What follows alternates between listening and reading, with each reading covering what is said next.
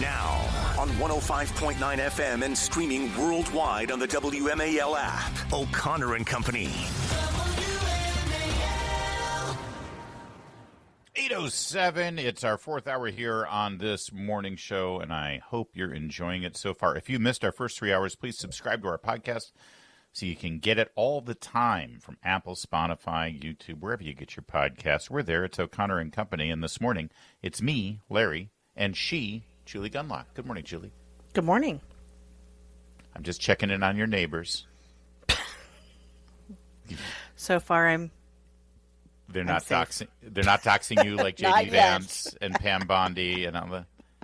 She's been not yet absolutely unhinged on the good people of Alexandria this morning. I'm unhinged. Okay.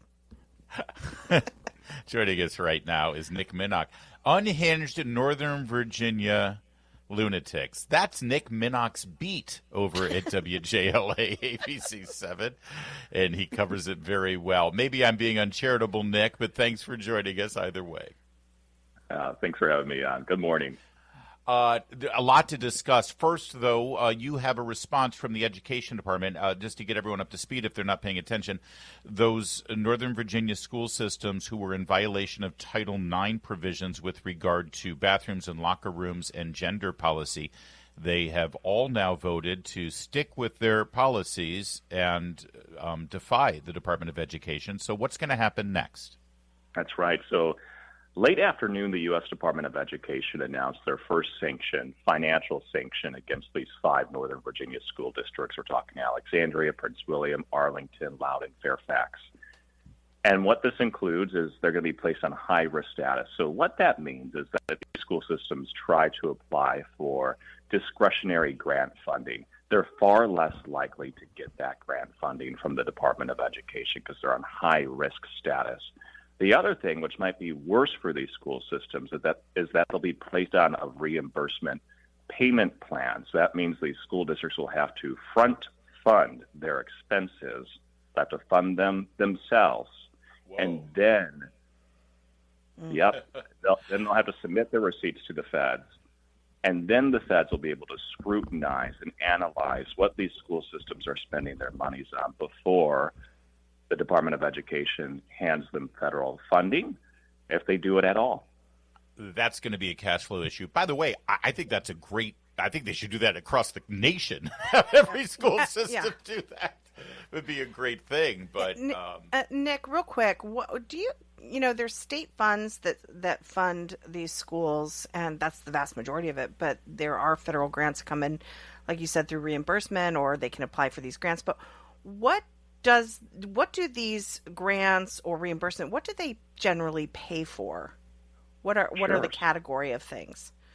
Sure. So the big ones are Title I and Title VI. So in a nutshell, that's special education funding that goes to help educate kids who have special needs in these school systems. And then also schools that have a high percentage of students who come from poor families. They're at a higher risk of failing academically. And so those are the other funds that go to help these kids. So, of course, you know what's going to happen, Julie. Yes, exactly. Yeah, I laid this out earlier, Nick. Are you starting to see from some of the superintendents, some of the local officials, are you starting to see this narrative of kids are going to starve, special ed kids are going to go without services? Are you starting to see that ramp up now, of course, that could be reversed, that they are so committed to this ideology that they would risk, hurting these kids. But of course, I think it'll sort of be in reverse, where these kids are going to be hurt because of, the Department of Education. What is the messaging you're seeing? Sure. So I would not be surprised, Julie, if we start to see that soon from these school systems. What I'm hearing at this point from the school systems is that they're defending their policies. They say they're inclusive, these transgender locker room, bathroom policies in schools. They say they're inclusive. They're starting the school year right now, and they say they're going to keep them in place. So that's where they're at right now as far as their narrative, the story that they're telling. They think these policies are a good thing. They also say that this follows Virginia state law and that Fourth Circuit Court decision from a few years ago. But I would not be surprised as time goes on and you start to see this funding potentially being cut or withheld. That's where the narrative starts going. But the U.S. Department of Education said, look, they could just say, hey, it didn't have to come to this. We warned you, and we told you way ahead of time what was going to happen. Yes. We're speaking with Nick Minock. And one last follow-up on this, and I know we got some other topics to get to, but is there an appeals process here? Do we expect these school systems to now, try to exercise that, lawyer up, try to fight this? What's next? Okay, so this is interesting. So I asked the U.S. Department of Education yesterday, have they referred these school systems yet to the U.S. Department of Justice? That is one thing that Secretary Linda McMahon told us on 7 News she was going to do if they did not comply with the department's demands to get rid of these locker room and bathroom policies. They told me no. They have not yet referred these 5 school systems to the DOJ yet. Right now what they're doing at the Department of Education is using their internal process when it comes to the money. So we'll wait and see. I think the court battle it hasn't started yet, but I do know these school systems certainly have lawyered up with outside counsel. Yeah. Yes, interesting. All right, follow up in Loudoun County now, Nick, where these boys who were recorded on a smartphone by a girl who identifies as a boy in a boy's locker room. That, by the way, is a violation of school rules and privacy for those boys in the locker room to be videoed like that.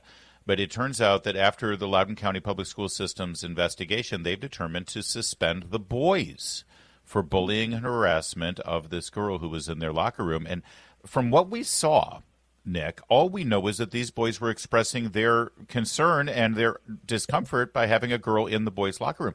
Is there more to this story that we haven't seen? Are the boys accused of doing anything other than that, or is that the extent of the bullying? Sure. So the female student claimed in her complaint that the boys harassed her throughout the school year. And the parents, who are the parents of the boys, they have access to all the interviews that LCPS did throughout this process with witnesses or people close to the situation. And those parents tell me after reading all of the transcripts with the witnesses and the Title IX coordinator that there isn't anything that corroborated that claim from the female student. What we do have is that video. We know we're told there are other videos out there that have been deleted. I read one of the transcripts of the interviews that said that female student recorded one of the boys using the bathroom in the locker room. So LCPS, they say they sexually discriminated against this girl as well as sexually harassed her, so 10-day suspension. And this is kind of interesting. I was texting with a former school board member in Loudoun because I was just kind of curious, like, what does a 10-day suspension mean? Because there's long-term suspensions, short-term suspensions. What she told me is 10 days or less is considered a short-term suspension, which has far less due process required or right to appeal. So when they give 10 days, it's intentional to give the max without more due process, is what the school board member told me. And today at 1:30, the families of these boys, they're going to be holding a news conference in Loudoun County. We're going to be there, and we'll see what they're going to do. Are they going to appeal this? Are they going to announce legal action? So that's what's going to happen today. Well, so how is all of this affecting the governor's race that's going on in the background of all these stories? One candidate is talking about these issues quite a bit. Her name is Winsome Sears. The other candidate, Abigail Spanberger, she's doing everything she can to avoid it. We're going to dive into that in 1 minute. First, though, it's 8:15 WMAL. WMAL, making sense of the news. Live from the Home Paramount Pest Control Studios. Home Paramount, the leader in pest control since 1939. And we continue with Nick Minock of WJLA. And as I just mentioned, the governor's race is going on. It sure seems like Abigail Spanberger is not commenting on these issues. I know that you've tried to get answers with regard to her position on these policies. And we haven't even touched on the allegations out of Fairfax County where a high school and employees of that high school apparently coerced and facilitated abortions for underage children without telling the parents. Good Lord, Nick, there's so much going on. Has Abigail Spanberger sort of planted her flag on any of these things? No. No, she hasn't answered any of my questions. Now, on the locker room and bathroom policies that I sent to her campaign, I think 21 days ago today, still no specific answers to if she supports these school systems. Does she support their locker room and bathroom policies that allow students to use bathrooms and locker rooms based on their gender identity? Remember, she sent that general statement, her campaign spokesperson did, that said Abigail's top priority is the safety of children in part.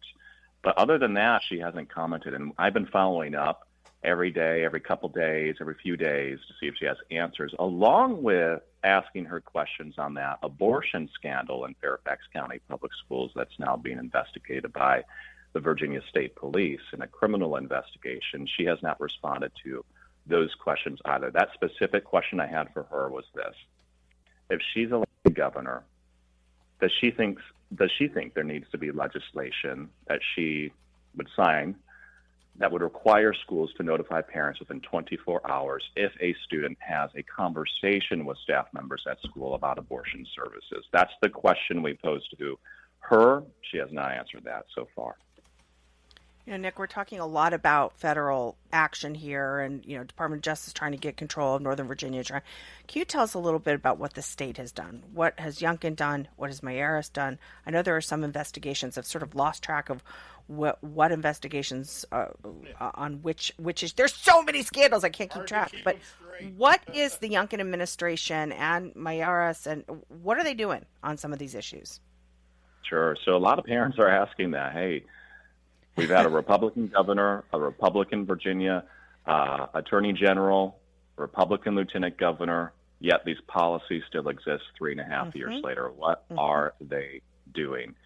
And what I can tell you is they haven't stopped these policies because they do still exist. And it seems at this point they're referring it to the federal government. So I don't know if they're doing anything at this point in time that's new to get rid of these policies other than talk about them. I know that Mayeris has launched a number of investigations. Per the governor's directive, he investigated the locker room situation in Loudoun County, and then back in 2022, he investigated the sexual assaults that occurred in Loudoun County public schools. Other than that, just like, this, Julie, the policies still exist. They're still here. So I don't know what they're doing right now. We'll see if they have a new announcement, because this is certainly heating up now that the feds are involved. Nick Minock is our guest. And Nick, one more question about the governor's race and sort of the Commonwealth, sort of the picture right now politically with all these stories you're covering. It does appear, based on a Roanoke College poll yesterday, that Winsome Sears has gained over 10 points from where she was in May. She was down in double digits, almost 20 points down from Abigail Spanberger. Now, according to this latest poll, she's within 7 points. Is there any way to know, and have you done any is there any background on this poll that suggests that it's these issues that seem to have helped her along here and moved her campaign closer and closer within striking distance of her Democrat opponent? I'm looking through the crosstabs of this poll, and it says that inflation is the number one issue for voters right now. Over half of voters said that's their main concern, followed up by crime, which was at 11%, and then followed up by abortion and then jobs. And so it doesn't say, it's 4 years ago, education was topping the list, right? Yeah. But in this specific poll, it's mainly saying the economy is the most concern for likely voters at this point in time. Now, the interesting thing about this poll, it was conducted between August 11th and August 15th. Winsome Earl Sears went up on air on August 14th on broadcast television because she decided to buy some ad time, get her name out there. So I'll be curious to see what the next poll says, because now that Winsome Earl Sears is on TV getting her name out, is it going to be even closer than what we see in this poll? I know Abigail Spanberger's team also went on the air. I saw some ads yesterday in Northern Virginia. So see, I'm just really interested to see what the next poll shows. By the way, real fast, Abigail Spanberger, of course, pulled out of that debate from CNN. She said she wanted to give deference to a Virginia broadcaster. You all are based in Virginia. Did she pick up the phone and call you, Nick? So I know our team was working with a couple of other Virginia stations, and they were also working with AARP. And Abigail Spanberger, from what I understand, did agree to do that debate, and Winsome Earl Sears did not. And so that was not necessarily a debate just hosted by WJLA. It was a lot of other folks were involved too. But we do know with the CNN debate, I was a little surprised about that one, that Abigail Spanberger did not agree to that. I know a lot of Democrats who I speak to were surprised about that too. But hey, at least we've got a debate in October, right? Yeah. Nexstar is going to be hosting that one. Yeah. Yeah, we will watch it with a keen eye, and hopefully we'll still be, maybe we'll have another debate, WJLA, Virginia-based. And I, of course, am the wine ambassador to the Commonwealth of Virginia, and I work for Town Hall, which is based in Rosslyn, so I'm a Virginia journalist as well. You and I think, could do a good job of moderating that debate, Nick. I think that'd be great, and I'll tell you what, WJLA is the only local TV station that is based in Virginia in the D.C. market. The other ones are in Maryland and D.C. We love D.C. and Maryland, too, but we're the only ones in Virginia based here. WMAL's tower is in Woodbridge. This is a Virginia signal everyone's listening to us on right now. So we are ready, Abigail Spanberger. Give us a call. Thanks, Nick. Always great stuff. Have a good day. It is 8:24. Coming up, we're going to talk about former President Obama's eyesore of a presidential library. It's hideous, just like him. Keep it here. It's 8:30. WMAL-FM, Woodbridge, Washington, a Cumulus media station. Making sense of the news. News Talk 105.9. News now. Now on 105.9 FM and streaming worldwide on the WMAL app. O'Connor and Company.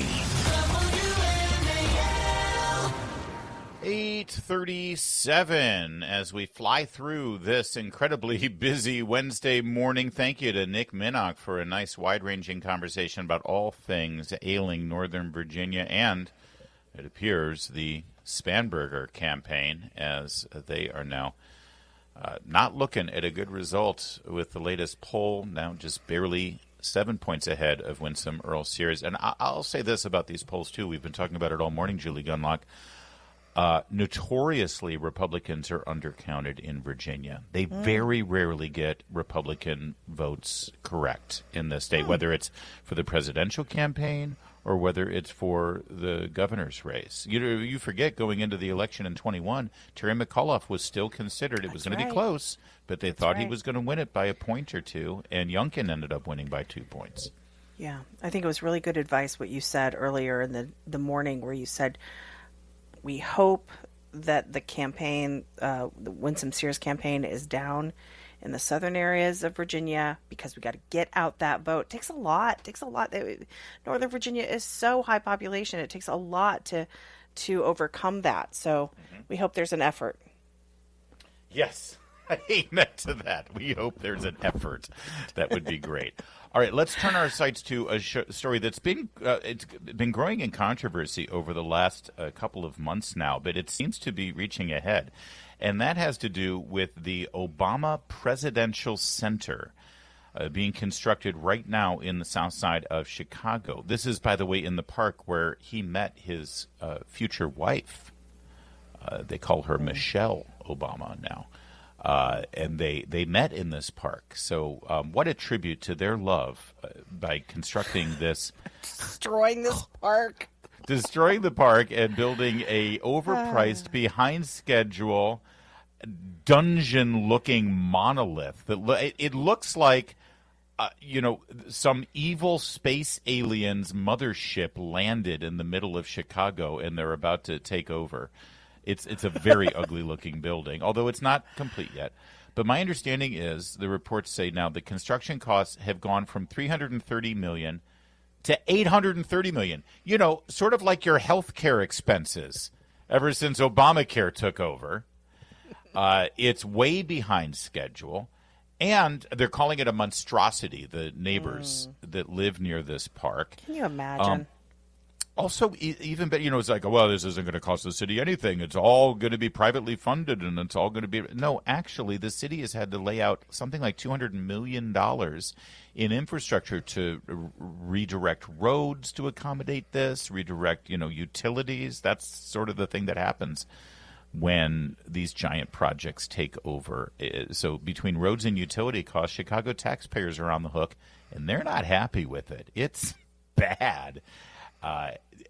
And it's been 10 years now since Obama was president, and they still don't have his library done. Yeah. Because part of the reason is because they wanted it to be like Disney World, like this. Dear leaders, just a library isn't enough, right? It had to be this momentous, monumental, the most important, this ending the rise of the sea levels, kind of transcendent human being that walks among us. And it's a disaster.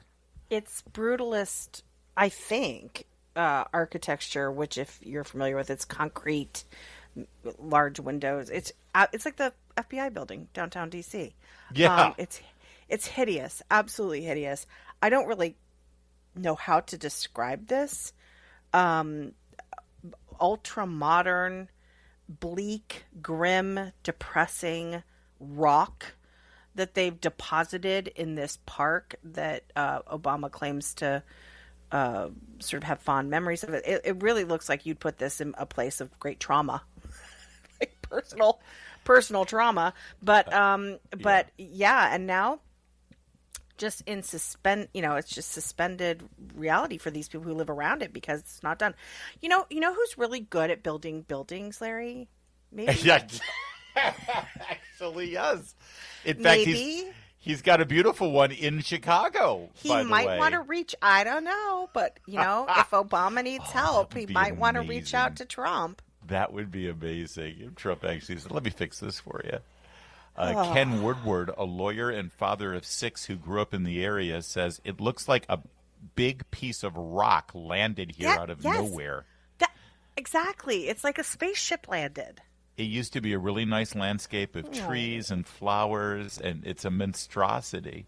Over budget, taking way too long to finish, and it's going to drive up prices and bring headaches and problems for everyone who lives here. Well, you know what? This is the perfect monument of Obama's presidency. Exactly. I was describing Northern Virginia to some people, and I said, a lot of the people, the radical leftists who live here, were former Obama people who've embedded in agencies or gone the lobbying route, and they stayed around. So Chicago's feeling our pain right now, Larry. Gotta say. Take a listen to one of the Chicago residents. People have started doing their own TikTok, YouTube videos, Instagram videos, standing out in front of it, showing how ugly it is. So in complaining about it, here's one.